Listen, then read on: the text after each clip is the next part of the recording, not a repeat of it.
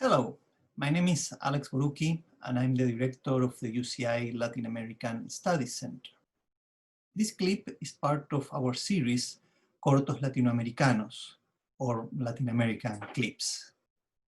10 years ago, in August 2010, 33 miners in northern Chile became a symbol of hope after surviving for more than 2 months trapped underground in the Atacama Desert. On August 5, 2010, that was the 10th anniversary last month, part of the San Jose copper mine in Chile collapsed underground, turning the 33 men aged from 19 to 63 at the time into prisoners in the mine. At that time, in 2010, it took 17 days to find them alive, 600 meters or 2,000 feet below, at the bottom of the mine. It then took another 52 days more before they were pulled to safety through a narrow hole as the world watched on live TV. The miners were greeted as heroes, revered for their solidarity in the face of crisis. To reflect on these events, we are here today with Professor Héctor Tobar from UCI Literary Journalism and from Chicano Latino Studies. Professor Tobar published in 2014 the book Deep Down Dark, the Untold Stories of 33 men buried in a Chilean mine and the miracle that set them free, which became a New York Times bestseller and collected several book prizes. Hello, Hector. Thank you for being with us. Oh, fine, thank you. All is well, and how are you? Oh, very well, very well. And thank you for being with us today to talk about this book. So, what did motivate you to write about this case, and how was the making of the book? Well, the Chilean mine disaster happened in 2010, and at that time I was finishing up my novel, The Barbarian Nurseries. And a few weeks after the rescue happened, I got a call from my agent, Jay Mandel at the William Morris Endeavor Agency, asking me if I would be interested in writing the miners book. And I asked him, I said, well, do you have the rights to the miners and how many of them? Because there was 33 of them. And he said, well, we have the rights to all of them. Wow. And so he said, would you be interested? And I thought about it. And I thought about it really quickly. And I said, yes, I really would be interested, because it seemed to me that it was an opportunity to tell a story about working people more than anything, that it would be a story of working class life in Latin America, interrupted by this tragic event. And that I sort of assumed that there would be this epic tale of the miners, of their story of survival. But I also assumed that there would also likely be a story that would be very almost ethnographical or sociological, right? About the life of these men and their trade, su oficio, su carrera, right? Or as they say in Chile, su pega, which is one of the many words I learned, that the slang word for work in Chile is pega. And so I contacted my agents. I was interested. I ended up flying down to Santiago, to Chile first, to Santiago, Chile first. I met the lawyers who were representing the miners, who were the biggest law firm in Chile, Carey y Asociados.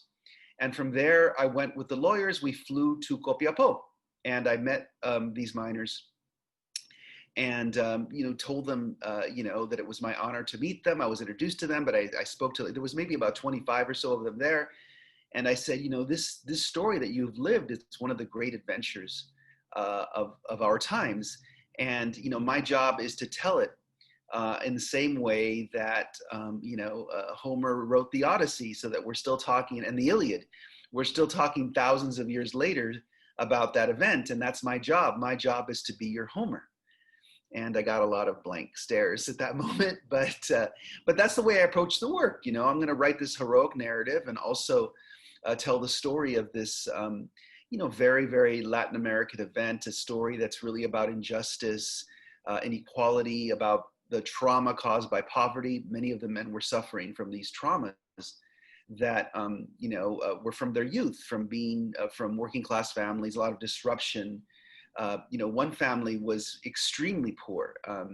Dario Segovia, his family was very, very poor, and he had grown up, living by the side of the river, living in a hovel, right, in a shack made of wood that would be wiped away whenever there was a big rain. So a lot of the men were living with these incredible terms. Mario Sepulveda, right, who later becomes famous as Super Mario, spokesman of the miners. He's from southern Chile, and he's basically orphaned as a kid and raised by other relatives.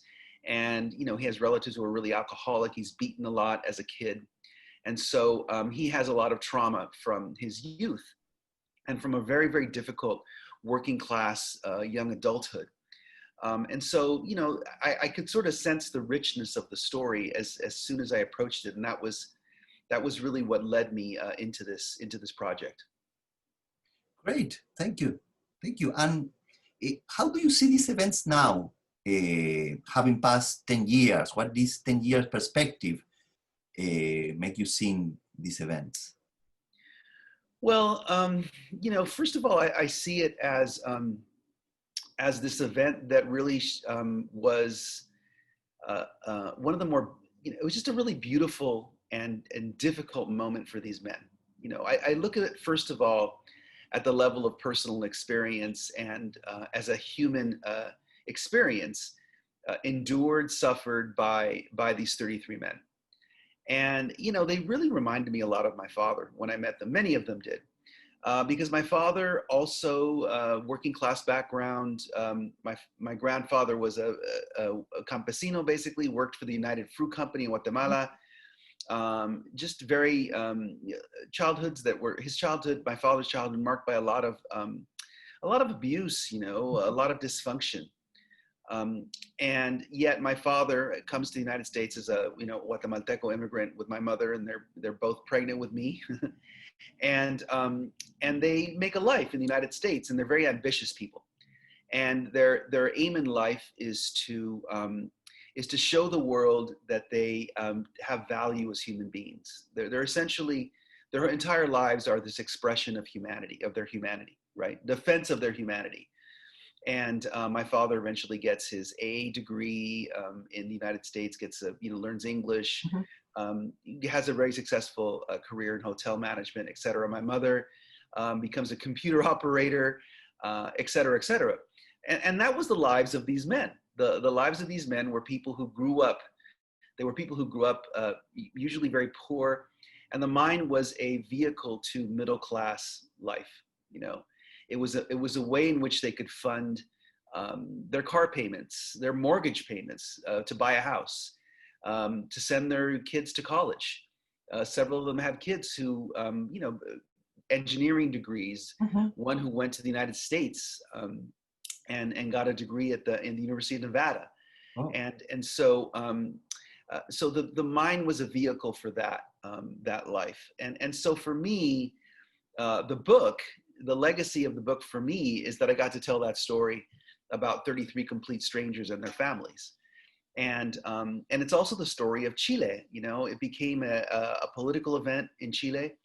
The right was in power then.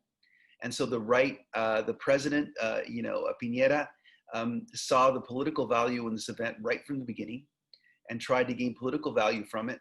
It didn't really work in the long run. I think the Chilean public very soon grew tired of the way in which the government was using the miners as political props.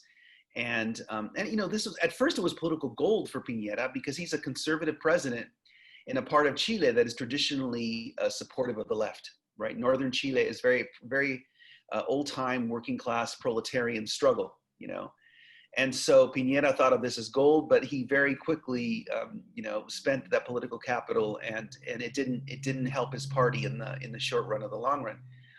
And so, for Chile, this is a story that I think, became a kind of folktale. It became a symbol of national pride. You know, several Chilean people told me that when they, when they would go abroad in the year when the disaster took place and afterwards, people would ask them about the miners, and and that became a sort of symbol of Chilean fortitude. Then, for a few years after that, it became within Chile, there was miner fatigue. They had heard the story so much. Many of the miners lent themselves for advertising or whatnot. And they became the objects of ridicule in the Chilean media. They became like reality television stars, essentially. Oh, wow. Yeah, they became, not literally, actually Mario, I think Mario Sepulveda was on a reality television program, but they were treated like reality television stars. They were treated like the Kardashians, essentially. Here, let's look at these really kind of ridiculous people who get into all these problems. They thought they were going to be millionaires and they're not. And let's look at them, and the men really resented that. They could sense, the disdain that certain parts of the Chilean media had for them. And so, so the process of writing the book and the movie coming out was part of the process of having Chile know the true story. And I know that the miners told me after the book came out, after the book came out and the movie, that they really felt validated by both those projects. And of course, the movie was called The 33, and it was based on my book. And it starred Antonio Banderas, and it wasn't a huge commercial success, but it did have a major release across the United States, and it was a good project. So, the legacy is that of a story of inequality, a story of what working people suffer. And it forced the Chilean government to institute some reforms in terms of of how mines are monitored, how they're inspected, especially smaller mines. This was a smaller family-run mine, and so it forced the government to make a greater effort to make sure the laws were obeyed, the safety laws were obeyed in those kinds of mines. Great, thank you. That's great, and that's great to know about the different underpinnings that happened to them after this event, which I honestly didn't know nothing about. Thank you very much. Okay, well, people, that's all for today. Thank you. Gracias. Gracias.